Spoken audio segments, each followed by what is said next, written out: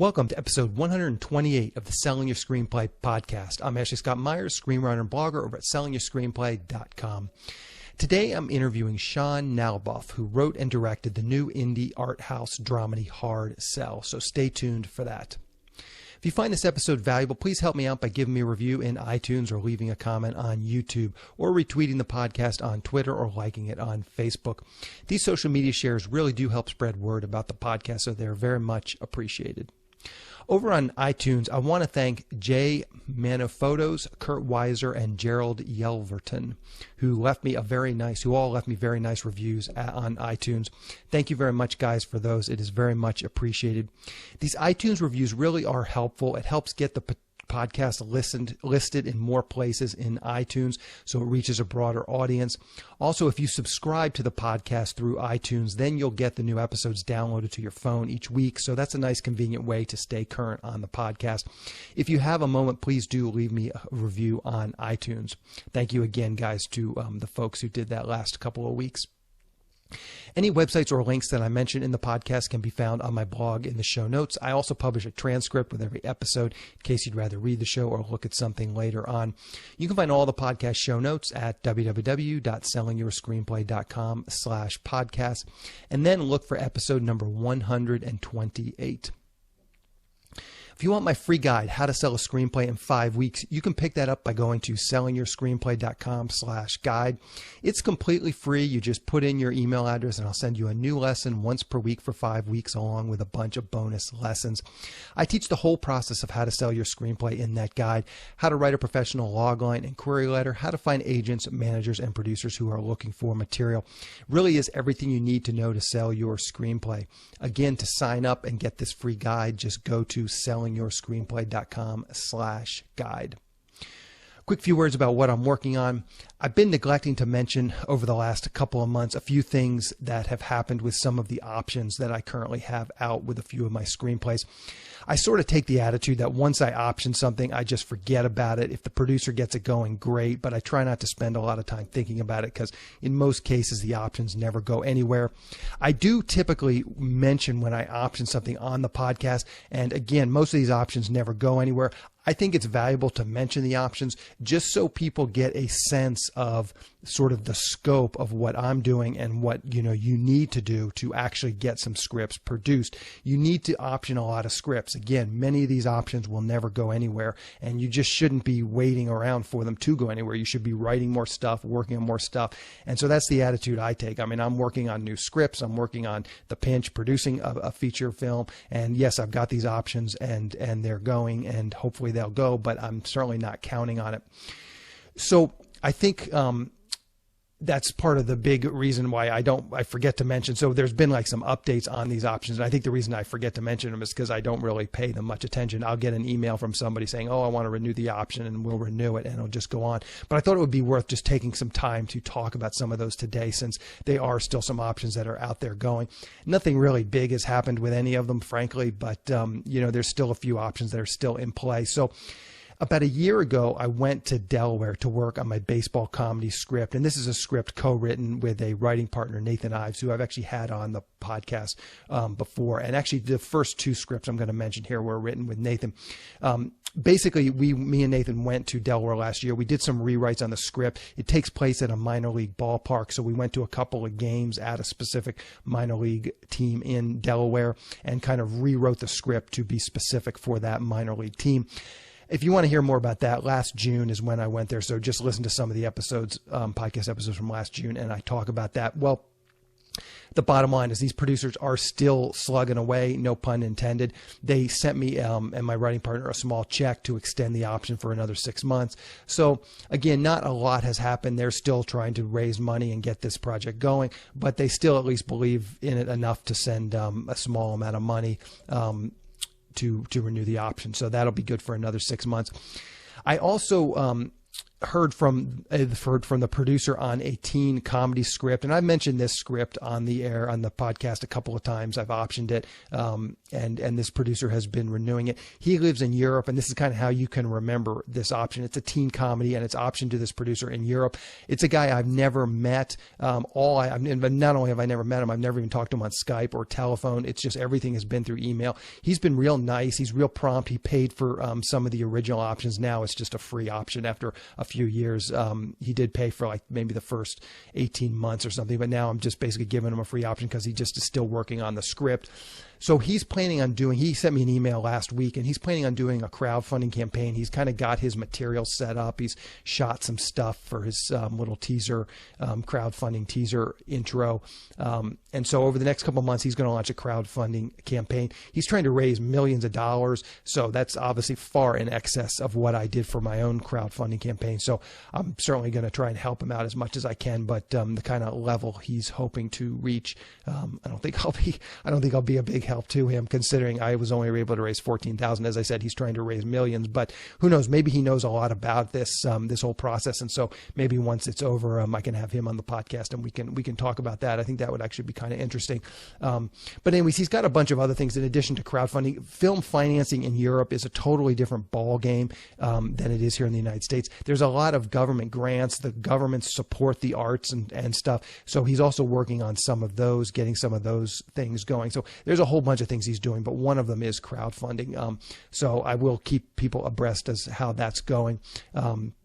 The other script, and this was probably maybe 2 months ago, I re-optioned a script to a producer in the UK, and this is my limited location female protagonist thriller script. And again, I've mentioned this over the years on the podcast. It's one of the first scripts, if not the first script I ever optioned after starting the podcast. So I think it was like around September. I started this podcast, it's about 3 years ago in August.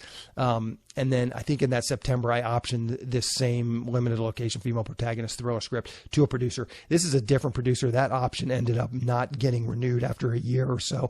And then I met this producer from the UK. And this is a guy I met through my own email and fax blast. In fact, all three of these options are through the email and fax blast that I talk about often on the podcast. But anyways, this guy's in the UK, and he has a couple of leads going, which sounded pretty solid as far as raising the money. So again, I just gave him a free option for I think another 6 months, and that was a couple of months ago, as I mentioned. So that'll probably be like September, October, and that option will run out. But anyways, I'm hopeful. He's got as I said, and I don't typically give a lot of free options, especially renewals. I typically try and, if I'm going to give him a free option, I might give him like 90 days or 6 months free option, and then I try and charge him a little bit of money. But this guy has a pretty good track record. I've been running some questions by with the Pinch, the script that I'm producing. There have been a couple of little questions I've had for him, and he's been real helpful in that way. But he's the bottom line. He's got a track record. I mean, he's produced a bunch of movies in the past, and I have no doubt he will produce more movies in the future. So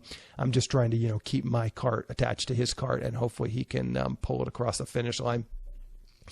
So anyway, once again, the main thing I'm working on, so that's kind of where my options are. That's probably an update from the last like 2 or 3 months of what's happened with some of the options I have out there. So the main thing I'm working on, obviously, is the Pinch. Still putting that project together since last week. I mean, I keep giving these updates. Not really a lot has changed, but every day I'm just pushing this thing forward a little bit more, meeting with more crew people, getting some of the cast. I've now got offers out to a bunch of the cast members, so I'm slowly bringing on the cast. I'd say maybe a third of the way through the casting. I'm probably like 9/10 of the way through crewing up. I've got most of my crew positions filled, just a few positions I still need to get. And I've got 3 out of my 4 locations locked. So all that stuff is moving along nicely. A lot of the logistical stuff, I've mentioned this before, is all set up. So the main thing I'm starting to dig in now is the shot list. And I keep coming back. I sort of kind of keep trying to remind myself, it's one of those things I should write it on an index card and put it above my computer. But I just keep reminding myself, what are the things I can do now to make this movie better? And I just want to put my time and energy into those things that are going to make this movie as good as possible. And one of the things I think is going to be a big part of that is doing the shot list. And I've started doing it. I've done a shot list now for about a third of the script. And, I'm getting better at doing the shot list. I'm starting to think about things a little bit more like a director as opposed to a writer, and just put that together. But I think that's going to be the main thing I'm doing here in the next couple weeks. Obviously, there's a lot of logistical stuff that I still need to put in place, so I will be working on that. But at least for like an hour a day, I'm going to try and spend really focusing on that shot list. And then in maybe another week or two, hopefully I'll have the whole script kind of broken down shot for shot. There's a couple of scenes that are more complicated. Some of the scenes are not that complicated. Some of the scenes are more complicated. So, I'll probably go back. There's probably like maybe 5 or 6 maybe scenes that really are going to require quite a bit there's quite a bit of action. So there's a lot of camera movements, and I just got to go back and think those things through. But I think right now, I think that's going to be time well spent, is really thinking through the production and making sure that, once we're on set and once we're shooting, I can maximize the value of that time. Those are going to be very stressful days. They're going to be long days and tough days. You got a lot of people there. You only get one shot at a lot of the stuff. Some of the locations we're only there for 2 days. So if we miss a shot, it's not going to be that easy to go back and get all the crew and get the location and go back. So as I said, if I can really spend some good time on the shot list, I think that's time well spent. Anyway, so that's what I'm working on. So now let's get into the main segment. Today I'm interviewing writer-director Sean Nalaboff. Here is the interview. Welcome, Sean, to the Selling Your Screenplay podcast. I really appreciate you coming on the show with me today. Thanks for having me. Happy to be here. So to start out, maybe you can give us a little bit about your background, kind of how you got into the business and just worked your way up to writing and directing this feature film. Yeah, well, I went to the college, Art Center College of Design, which was a film school in Pasadena, and I won a scholarship there to be mentored by a commercial director named Matthew Ralston. So that sort of started the whole professional career of mine after film school, because after the mentorship, it led into opportunities where Matthew was introducing me to the industry and giving me some opportunities to actually work in the industry. So I was shooting a lot of behind the scenes to start out with. And these videos, the making of almost becomes more important or as important as the of nowadays. And every single set has a behind the scenes crew. And I was that guy going around filming these behind the scenes videos and then editing them together, which kind of parlayed into this opportunity to make the movie, because at the time, I was following around an actress who was on a television series creating a featurette behind-the-scenes video, and she really loved how I portrayed her, and her manager actually asked me if I would film one of her other clients on her behind-the-scenes of her concert tour, and that client turned out to be Kristen Chenoweth. So that's how I was introduced to Kristen Chenoweth, and Kristen and I got along really well, and she loved the video that I made of her. And I didn't know at the time, but she told her manager if I was ever doing something independently that she would love to be a part of it. Just so happened all throughout film school I was writing what was Hard Sell, the movie we're talking about now. And that's what I ended up offering Kristen, a role in that movie, and that sort of got everything started. Yeah. So let me just back up a little bit. We're going to dig into Hard Sell here in a minute. So you had this scholarship and this mentorship. How did you get into a position to get that scholarship and the mentorship? Well, they were offering at school. Matthew Ralston, who was a graduate of Art Center, every couple of years offered this scholarship to a student that had the chops or the at least the aesthetic that he was looking for in somebody. And he just picked my work out of, a handful of other students that were put up for it. And that's what got the ball rolling there. Okay. And was that like literally a short film, or did you do a low-budget feature film? What exactly did you submit as your demo reel? No, I just submitted my reel. At the time, I just had a bunch of short films that I had worked on. And also, Matthew is a photographer, so he's interested in the photography element of the student that he was choosing. So I had a portfolio of photographs I had taken as well, because that was an interest of mine. And so I sort of just gave him all that material, and he gravitated towards it. Okay, perfect. So let's dig into Hard Sell and kind of talk about that and the writing of the script. Maybe to start out, you can give us a quick pitch or logline for the film. Well, the film is about a student in high school who is at a prep school, and he's a fish out of water, and he's on scholarship there, taking care of his mom. He's the man of the house, and he needs to raise funds to support his mom and their sick dog, and he befriends this sultry runaway who he forms a business with, profiting off of the wayward teens at his prep school. So where did this idea come from? Well, I was really interested. First of all, I was writing this screenplay when I was in California, and I'm originally from New York. And I was just writing about home, Long Island. I went to a prep school myself, a private school growing up, and I was just, that was how I was exercising being homesick, basically. It was just writing about the colorful characters that I grew up with and the environment that I grew up in. And that was the origins of it. And then I was interested, I was coming of age at the time, even though I was a bit older than the central character, Hardy, in Hard Sell. At 17, I was writing a screenplay when I was like 20. But, I was just coming out of that situation, thinking about, what it's like going through high school. And that was something I wanted to explore. And so the coming of age genre was definitely something that most interested me at the time. Yeah. And so, as you just sort of told us what the story is about, the key, or one of the key sort of plot devices is this teenager, as you described, sort of this sultry runaway. Where did that come from? Like, what part of that? I mean, exploring sort of the prep school and the teenage stuff, that sounds like sort of the genesis. What part of the process did you actually come up with those actual story points and start to weave in the actual plot? Was that early or late? Did you have your characters? Yeah, developing the characters. I was just thinking about certain themes about high school, and I thought it would be, and certain things I was kind of tickled me. The idea of students in high school undergoing a sexual awakening from a stranger really made me, it was an idea that just came out of nowhere, and I was thinking, okay, who is this stranger? What's her past like? What is she doing? And that came about with the character, that's how I developed the character of Bo, who appears to be a stripper to these kids, but she's really more than that. She's not really that. I mean, it's that Pygmalion story, from George Bernard Shaw to Pretty Woman, developing somebody into the image of what you wanted to create. And that's how I came about Bo, and so I was developing character by character before I was developing the actual plot.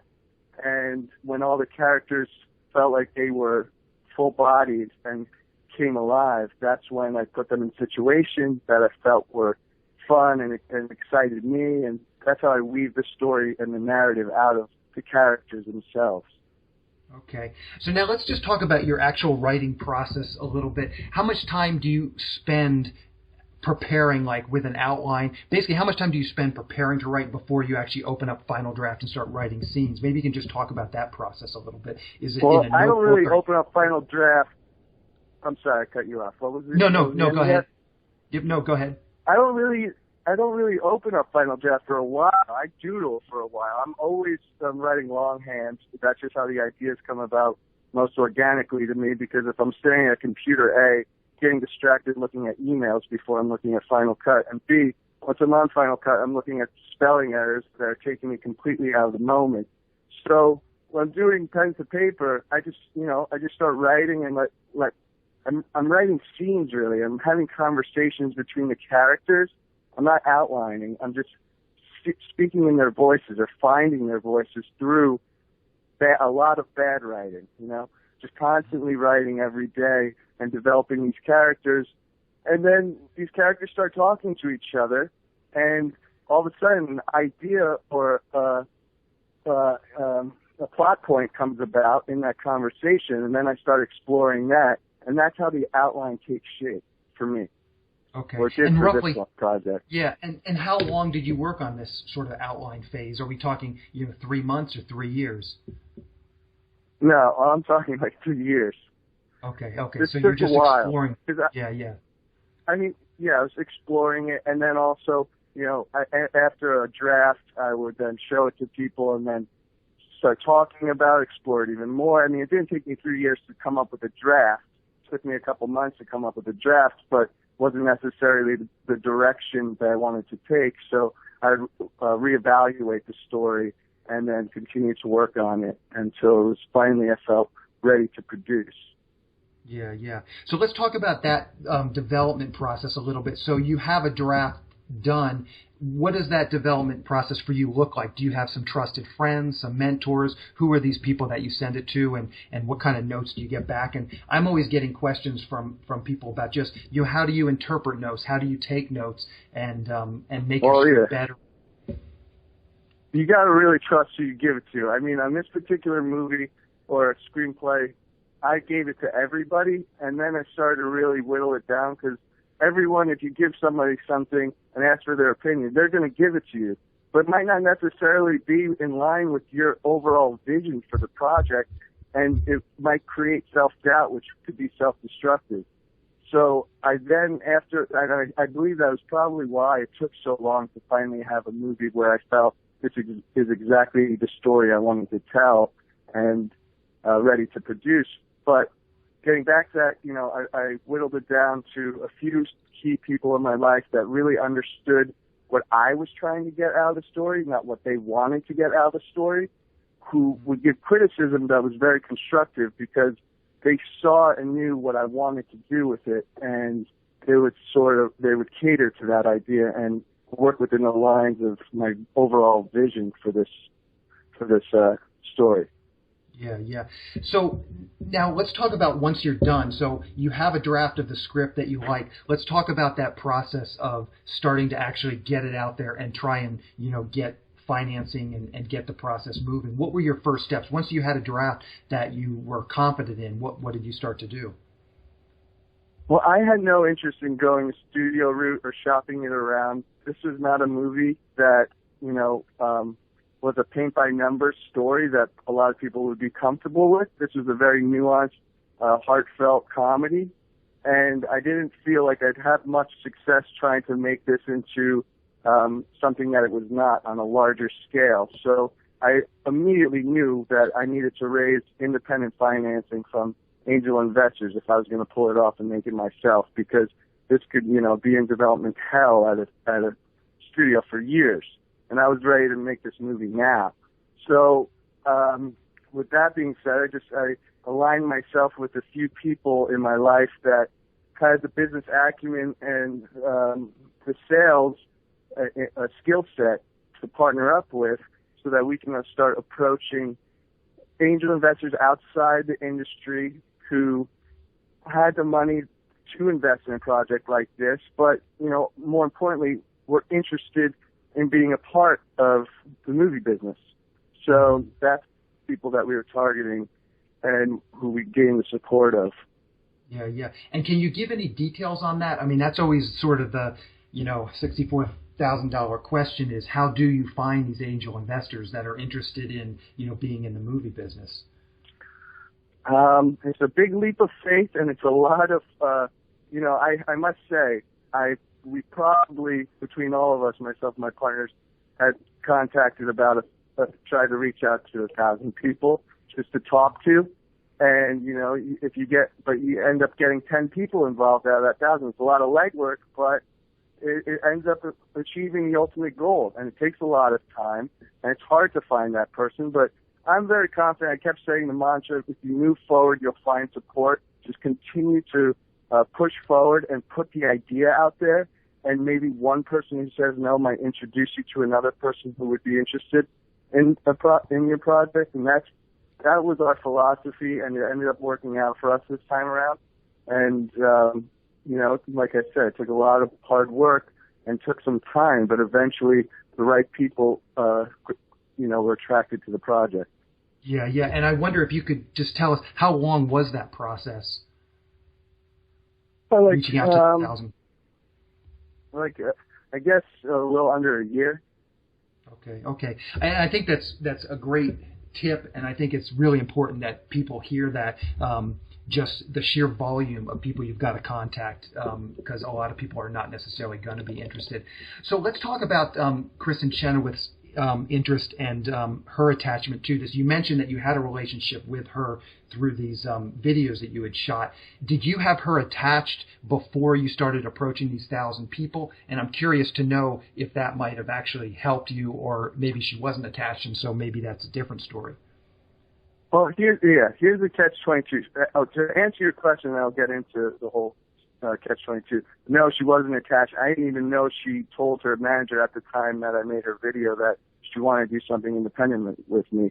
I didn't hear that until she was on set with me, so which was like a year later. So I had no idea she was even interested in.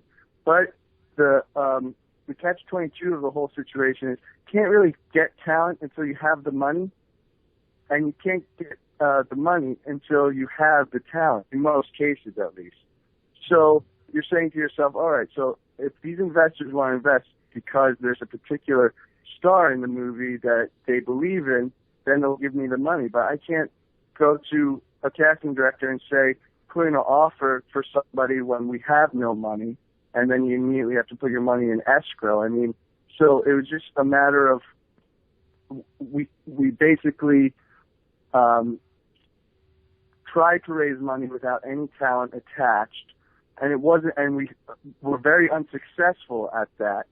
But once, it sounds crazy because we started shooting this movie in October, and we literally virtually had no money raised until September, and we continued to plow forward as if we had money, and we were definitely hell-bent on making this movie somehow. I was going to make this movie with my iPhone if I had to, but eventually, sometime in September, a couple of weeks before what I set to be the first day of production, was I got an email from Chenoweth's team saying the script had been going around town, I guess, and they got a hold of it and they loved it, and they said, how would you like to work with Kristen? She would love to be in the movie. And so that's when I lucked out and was able to then leverage that conversation with prospective investors who eventually signed on board. Mm-hmm. Yeah. So no, that's another great tip, and thank you for sharing that experience. So I'd be curious to get your thought on this next question. On this podcast, I have a lot of people that are doing sort of the low-budget independent genre films, low-budget action, low-budget horror, low-budget thrillers, and I feel like those are much easier to get produced just because there's a little bit more of a clear market for those. And I get a lot of emails, like most writers want to write this kind of story, and I'm always very hesitant to recommend that they do that. So I'd be curious to get your take on this. These coming-of-age sort of dramedies, there's a lot of people writing them, but there's not a lot of them getting made, and they're oftentimes hard to sell. So did you bump into that at all when raising it, and would you recommend that a new writer write definitely. I'm experiencing it now too with the second project. I mean, it is true that there's more marketable genres than what a coming-of-age story or a more nuanced film has to offer. Yes, the horror is probably the easiest because A, it's got a big market, and B, you can make it for really cheap. I mean, look at the Blumhouse formula. They're making like a series of a portfolio of $500,000 films and just seeing if one of them sticks. And that's cool with them because if one of them sticks, it's going to pay for all the rest. And you can do that with horror movies. It's tough. I agree with your what was I going to say? Your response to this as to don't go into it thinking about that. If you're going to think about that while you're writing something, you might as well stop because it's not going to be honest work, and it's not. I don't think it's really going to fulfill the need for why you even began to write in the first place. Write something that inspires you, and hopefully it will be great. That will be better than something that you hate writing. So I don't think you should think about the audience too much when you're writing it. I mean, that could be really stupid advice, but hey, that's it also might be great advice. Yeah, that's sort of the dilemma. So let's talk a little bit about what you have going on next. You mentioned just a second ago another film that you're working on. It's another coming-of-age dramedy, or it's something different? Yeah, it's another coming-of-age nuance film, but it's actually, the way I'm pitching it, it's like the Goonies meets Grey Gardens. It's a bunch of kids in a tight-knit fishing community who are losing their bar to outsiders due to gentrification and all these people coming into their town. So they go to a wealthy recluse who lives on a private island to try to get her to be the benefactor to help save their town. But once they get to the island, strangeness ensues. Mm-hmm. And are you going to try and raise independent funding again, or are you going to try and go more of a mainstream? I'm still looking for independent funding. Thankfully, through the last project, it's really difficult for making your first film because you have no track record. Who am I to say I'm a writer director when I haven't ever made that feature film? So I'm sure I've directed commercials and I've directed other things and I've wrote short films, but how can I get somebody to believe in me as a writer director of feature films when I haven't done that before? And now I have one under my belt, and it was successfully distributed or picked up, and it's going to be released May 20th. And through that experience, I've made more relationships that believe in the work that I'm doing and want to be a part of the next one. Yeah. And so you are finding this second one, because I often have filmmakers come on and they say their second movie was just as hard to get off the ground as their first movie. It sounds like you're finding things a little bit easier for the second one. I wouldn't say. Did you say it's easy? Well, I'm saying it sounds like you feel like maybe it's a little bit easier. Is that not correct? I'm very optimistic, but I'm not going to say it's easier. I'm certainly having the conversations are coming about more organically. I don't have to chase people down as much, but it's not to say that we're fully financed and greenlit. So who's to say? I'm aiming to shoot this in September. I can't tell you if that will happen or not, but that's the goal. Yeah. So you mentioned a May 20th release date for Hard Sell. Maybe you can just talk about the different platforms it's going to be released. Will it have a theatrical release? Will it be on video on demand? Yeah, it'll have a theatrical release and simultaneously day and date video on demand, iTunes, and all over the digital space. Perfect. And what cities is it going to be released in theatrically? I'm sorry? What cities is it going to be released in theatrically?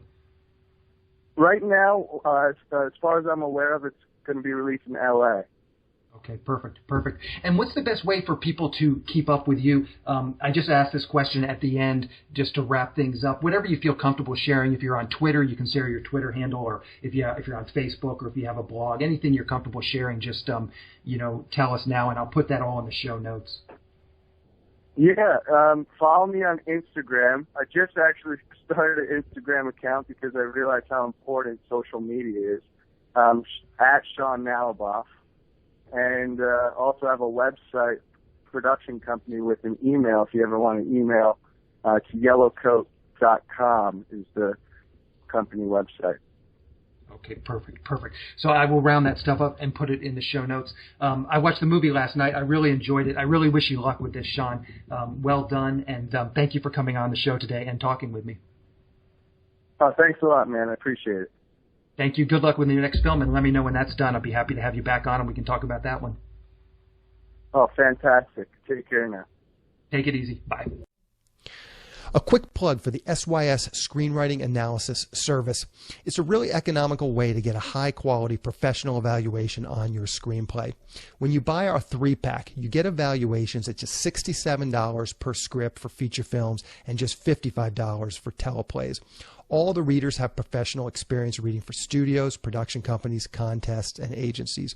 You can read a short bio on each reader on our website, and you can pick the reader who you think is the best fit for your script. Turnaround time is usually just a few days, but rarely more than a week. The readers will evaluate your script on 6 key factors: concept, characters, structure, marketability, tone, and overall craft, which includes formatting, spelling, and grammar.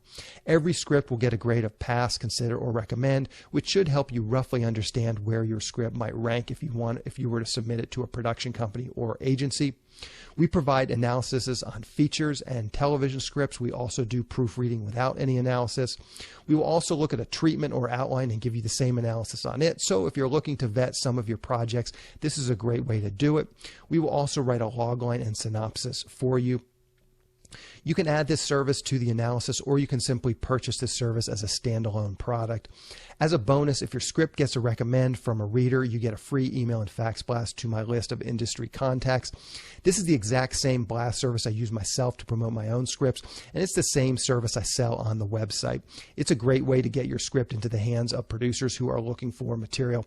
So if you want a professional evaluation of your screenplay at a very reasonable price, check out www.sellingyourscreenplay.com/consultants. Again, that's sellingyourscreenplay.com/consultants. In the next episode of the podcast, I'm going to be interviewing Paul Logan, who wrote and starred in a new action horror film called The Horde.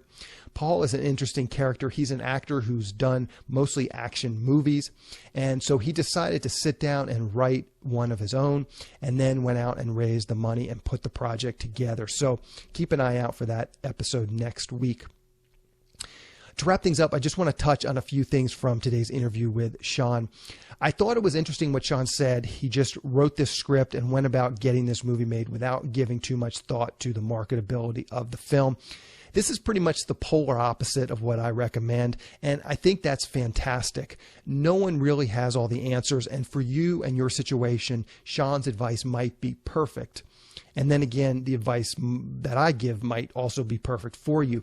But the bottom line is ultimately each person has got to figure out what's best for them. There really is no easy one-size-fits-all answers to everyone. So I love having people on like Sean that really have a different point of view from my own. And he explains kind of what he did and how he went about did it. And there's some sort of method to his madness, just as there's some method to my madness. But again, you're going to have to sit down, listen to what different people are saying, and really figure out your own plan. And that's from top to bottom, your own writing plan, your own marketing plan, what sort of material you're going to be writing. You ultimately are going to be the one that has to figure that out and decide what you think is best for your career. Also, listen to what Sean said about raising the money, having to reach out to about 1,000 people. That's a ton of work, but that's the sort of work you're going to have to do, especially if you're writing something like this that's probably a bit more risky and doesn't have a clear market like a lot of the genre films that I talk about on this podcast. So if you're considering writing this type of material, it might be worth really taking a step back and thinking about how you might be able to raise the money and shoot it yourself. Maybe that means writing a script that takes place entirely in your house or your parents' house or your neighbor's house or some house that you have access to.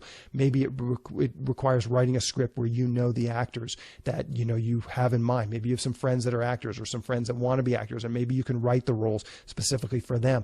But the bottom line is, I think if you're going to do sort of an indie art house film, I think raising the money yourself is probably going to be by far your best bet. I think if you're going to write some of these genre films that I talk about, the horror, the low budget horror, low budget action, low budget thriller scripts, I think there is definitely demand for those types of scripts. I'm not sure you're going to find a lot of producers that are super interested in an indie drama just because it's so indie in dramedy, comedy, quirky comedy, those types of films. They're so difficult to make their money back. It becomes very difficult for a producer to kind of put his resources behind it and spend time raising money when the ROI is potentially so difficult. I think it's also worth noting that Sean's background was very important to this film. Shooting the behind the scenes footage on other films, that's a great way to network, especially as a director, because you're meeting the talent, and exactly kind of what he described is exactly the kind of benefits you can get. It's a great sort of example of precisely how networking can kind of ultimately help you. I've talked about this before, and I'll say it again quickly. I can tell you, as someone who has interviewed dozens of working screenwriters, working in the business and networking, sort of doing something like what Sean did, that really is the single biggest way people broke into this business. I mean, it's working in the industry, and networking is a pretty broad term, but the bottom line is that's really the single biggest way people are able to break into the business. Getting into the business in some capacity, even if it's not precisely what you want to do, that's really the best way to meet people in the business, and just learn about how films are made, and learn about why films make money, which films don't make money, all that stuff. Just being in the business really will help educate you, and it is the single biggest way people can break in. Obviously, it's not the only way, and I'm a big proponent of some of the other ways, email and fax blast, service that I sell, contests. There's definitely been some people on my podcast that broke in through contests. So there's really just a huge array of ways to break in. But again, the single biggest way that I have seen people breaking in, and that's from interviewing people and actually asking them, how did you break in? It's through networking. I did do a post, again, I've mentioned this again. I did a post where I broke down like the first 75 episodes of the podcast and actually made a little chart about how people broke in, and then actually analyzed some of those results. I will link to that in the show notes, but that's worth checking out too, just to kind of get an overview of what method might work best for you. You can kind of maybe create a template for yourself based on what other people have done that were in similar situations. Everyone's got a different situation. Some people are not in a position to move to LA and work low-level, low-paid jobs in the business, and I totally get that. So it's not the only way, but if you're in a position to do that, I definitely highly recommend it, because that is going to be your best bet. I'd be real curious to hear from people about what type of material they're working on and why. Are you writing studio type scripts, or are you writing art house indie films like Hard Sell, or are you writing low budget genre films? If you have a minute, leave a comment in the comment sections, either on YouTube. YouTube has a nice commenting section, or through my blog, sellingyourscreenplay.com/podcast, and then just look for episode 128. I'd love to start a conversation and just see the people who listen to this podcast, what kind of scripts are you writing? It might help me actually tailor the podcast a little bit more. If I know what types of scripts people are writing, I might be able to get more of those types of writers on the podcast. So if you have a minute, let's just go to YouTube, or go to sellingyourscreenplay.com/podcast. Look for episode number 128, and please do just leave me a comment. I'd love to hear from you. Anyway, that's the show. Thank you for listening.